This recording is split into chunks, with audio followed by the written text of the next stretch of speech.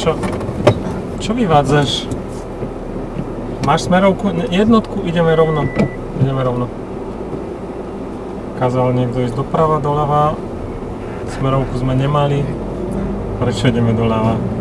Ja som si myslel, že to je jednosmer.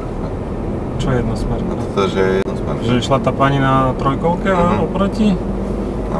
A jakú máme značku tu na začiatku ulice, keď vojdeš do ulice? Však pozriem značku, vidím jednosmerka týmto smerom. To, že cyklisti môžu ísť proti smere, to je druhá vec.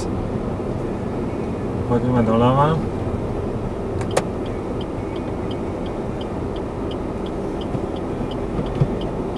Proste treba pozrieť značku a vidím. Nerobiť nejaké, myslel som si, lebo pani tam na trojkovke skoro zinfarktovala. To je to, čo stále hovorím. Pred križovatkou pozriem značku, vchádzam do ulice, pozriem značku.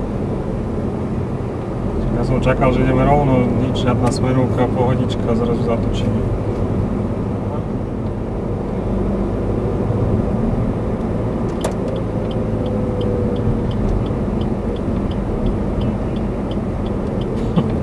Čakal. Usúdil, že sa nedočká. Tak išiel.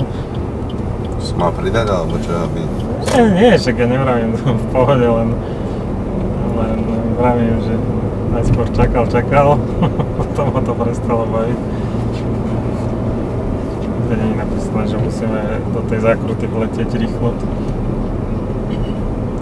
On čakal, že budeme rýchlejší asi, tak tam zostal stáť. No a dal nám prednosť, či nám nedal prednosť teda? Však on bol na hlavnej tiež. No hej, ale odbočoval doľava, my sme boli proti idúce vozidlo, takže nám mal dať prednosť. No a predstav si, že čo sa týka prednosti v jazde, tak to bolo v pohode, lebo dať prednosť v jazde znamená počínať si tak, aby ten, komu tú prednosť dávaš, nemusel meniť smer jazdy alebo rýchlosť. Čiže my sme kvôli nemu nemenili rýchlosť, nemuseli sme teraz brzdiť, že Ježiš behol nám tam, že musím brzdiť.